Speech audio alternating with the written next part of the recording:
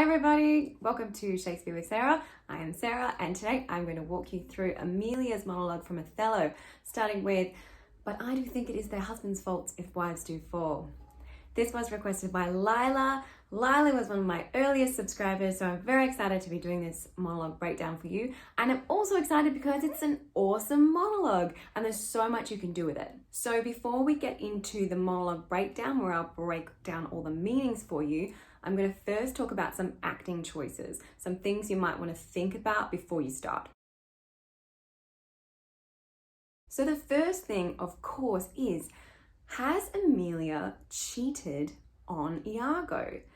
This is an interesting one, and it's really central to this whole monologue, I think, this question. Now, the monologue itself is centering on whether women cheat, because Desdemona just doesn't believe that there are women out there that cheat. And Emilia's saying, of course there are heaps of them. But she's never really clear about whether she has. She says that she would, but she doesn't explicitly say that she has. Earlier in the play, when Iago is talking about why he doesn't like Othello, he does say something like, it's said, "Betwixt my sheets he's done my office." Sorry, I'm quoting that badly. And basically meaning like there's a rumor going around that Othello slept with Emilia. But most dramatists and scholars basically kind of contest that as whether that's reality or not, because he says it kind of like as an offhand, like afterthought, like that's not the main reason that he doesn't like Othello, he just doesn't like Othello. So it's not really necessarily evidence that Othello and Emilia have slept together. You don't really get any impression of that really throughout the rest of the play, but you could decide that it's true, which would give you a very specific take on this whole monologue, because there might be a sense of guilt there when she's talking to Desdemona. You could also just decide actually she slept with other people, or you could say, you know, she says that she would, but actually she wouldn't. And you really got to ask yourself, what kind of Emilia do you feel like you can be, I guess? So partly you need to read the play, you need to watch versions of it so you get a sense of who Emilia could be. But I do want you to know that there have been lots of different interpretations of Emilia that have been very successful in different ways. So you do have some room here to interpret and think about what you can bring to the role. If you're a little bit of a softer kind of person, you might decide actually she's just kind of talking rubbish and actually she never really do it. She does love Iago. And I actually think she does love Iago. Or you might go, you know what, nah, she slept with heaps of people and she doesn't care. She loves Iago, but she's realistic. She thinks Iago has slept with other people. Because that's the other thing you might want to ask yourself as well, is that does she think that her husband has slept with lots of women? Has she had any evidence of that? How long has it been going on? All of this monologue, you actually need to build a kind of history of them as a couple, of Iago and Emilia, and a world around them, which brings me to point 2. This is the other thing that I want you to do. As you go through the monologue, you need to actually attach a memory or a thought to each little thing that she mentions. So she goes through and she says, you know, because husbands do this and husbands do that and husbands do this. When she says those things, she's not just randomly coming up with ideas. Like, how often when you're making a list do you just kind of randomly pulling things out of the air? If you're trying to convince someone of something, you're probably calling on memories of things that have happened to you or to other people. So when she says things like, or say they strike us, that's very specifically to Desdemona because Othello hit Desdemona. So she's really saying, remember, this applies to you too. But there might be something like, or scant our former having in despite, where she's actually remembering, oh, you know, our friend Rebecca, you know, her husband never let her have any allowance and that kind of thing. So as you go through, decide either it happened to Emilia herself, or it happened to Desdemona, or it happened to someone they know. But you're going to have little memories that are attached to each little bit that are going to create this really rich world that Emilia lives in. So she becomes like a lived-in character and not just somebody that's kind of on a soapbox talking about how horrible men are. The last thing I want you to think about is the shape of the monologue. As I mentioned, there have been really different interpretations of Emilia, and because of that, you can actually shape the monologue in different ways in terms of, its arc, its high point. It's always useful to think about what is the high point of a monologue. Like, does it have a natural climax, or does it actually kind of, start small, go big, pull back down? Does it start big and then move its way down? I've seen some very reflective Emilias, and I've seen some pretty aggro Emilias, and they can all be wonderful. You do just need to decide for yourself, how much is she letting her emotion show? Is she kind of getting frustrated and it all kind of spills out? Or is she being more strategic and she's using these examples to convince Desdemona to do something particular? And you might actually decide that that's going to happen at different points in the monologue. She might move from frustration to numbness to being strategic with Emilia, or it might be a vein of frustration that builds throughout, or a numbness that kind of even implodes, I guess. It's important, I think, especially if you're doing in person, you do want to have some energy behind it. She is a character who has a lot of opinions and who is a little bit more worldly than Desdemona.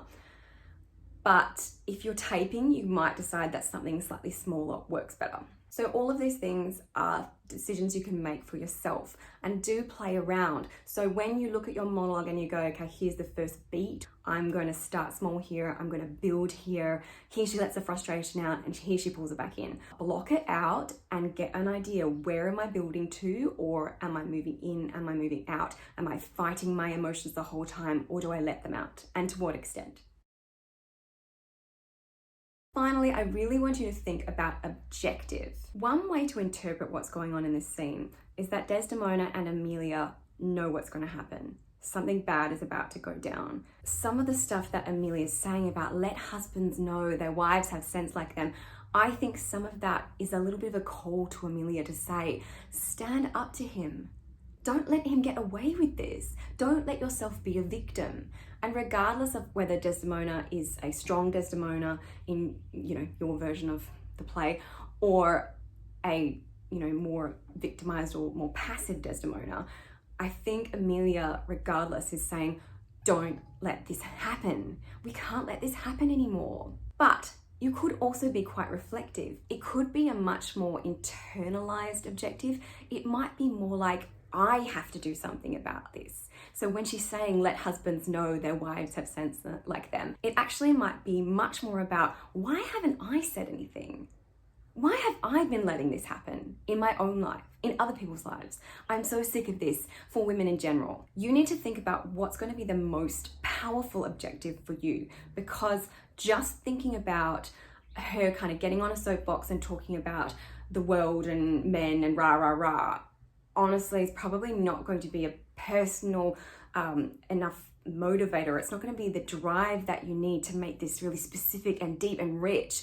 Actually, what becomes specific and deep and rich and connected is when it feels like this is about me and this is about you. We both need to do something, or maybe just you, or maybe just me, whatever you think it is, but make it personal.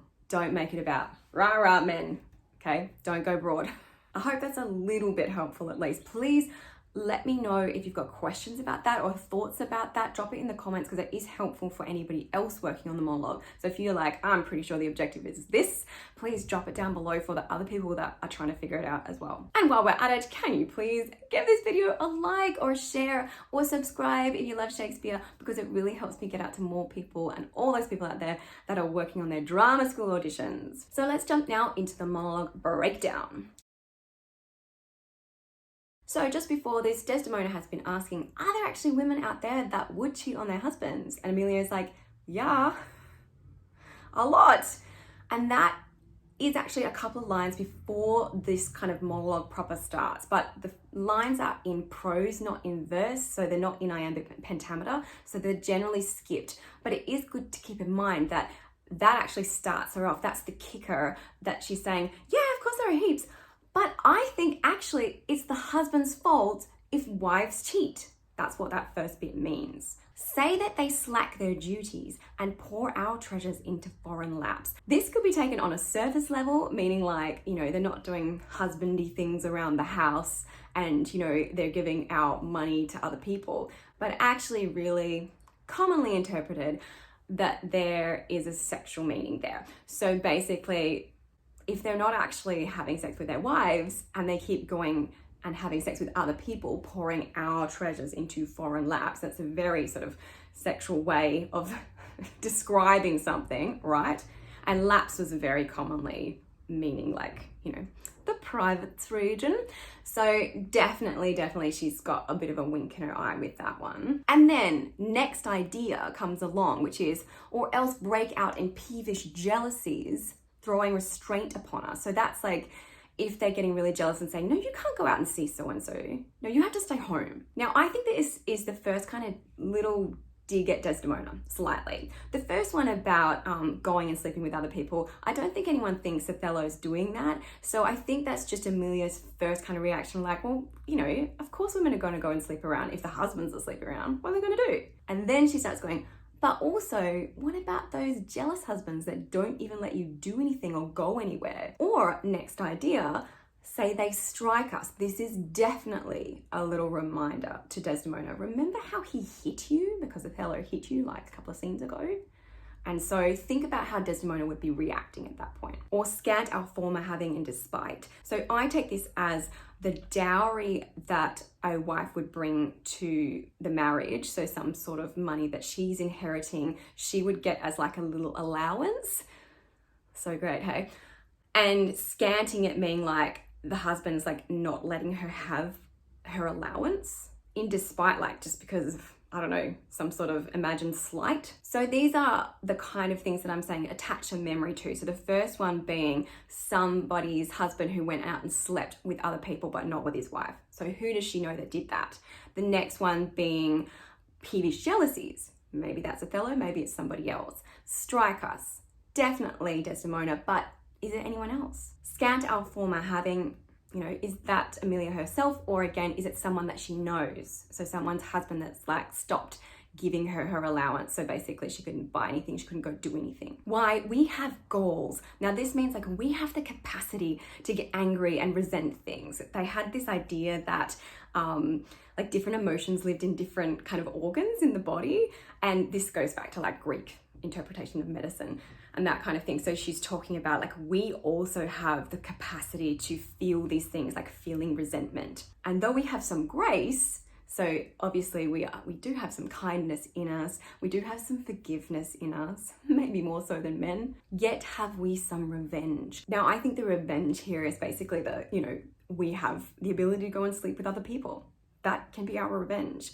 But if you're uncomfortable with that, you could decide that, the revenge could be something else that wives have the capacity to do, whether it's like cook really badly, yell at their husbands, I don't know, whatever it is. But she's saying we still have things that we can do. We still have power. And this ties into so much of themes of the whole play about women kind of being repressed. And this is probably the voice in the whole play saying, we can take this back.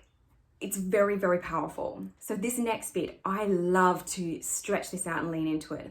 Let husbands know their wives have sense like them. They see and smell and have their palates both for sweet and sour as husbands have. Now that can be a little bit of a, it sort of calls on the Shylock, hath not a Jew eyes kind of thing. But also I think with Emilia, there are a lot of sexual connotations underneath. I think it's a bit like we still want it all. We want to experience sweet and sour. We're not just people who just want one boring thing all the time. We're more than that. We have layers. And here, I think for me, this is the high point. What is it that they do when they change us for others? So change us for others, going to sleep with other people. Is it sport? And that means like a game. I think it is. And doth affection breed it? I think it does. Affection is kind of like a passion, like a need driving you. Is it frailty that thus errs? You can say errs or errs, it's usually okay. And frailty, it's interesting because she's sort of calling on, we're so often saying, women are frail, but she's like, well, actually, men are frail. They have failures, flaws. It is so too. And have not we affections, desires for sport, and frailty as men have? Now, this final bit drives it home. Then let them use us well, else let them know the ills we do, their ills instruct us so. So all of that is, they should be kind to us. They should do the right thing by us. Otherwise, we need to tell them. Men should know whatever they experience us doing, they started it. It's on them. We learnt it from their bad behavior. It's so powerful. And I really love to let the energy build in this one. I prefer a quite, ballsy out there Emilia. But again, it's up to you. Now that's all I have time for today. Unfortunately, I would have loved to dig even further into this. So if you do have questions and comments, please drop them below. And other than that, good luck with all your auditions, and I will see you next time.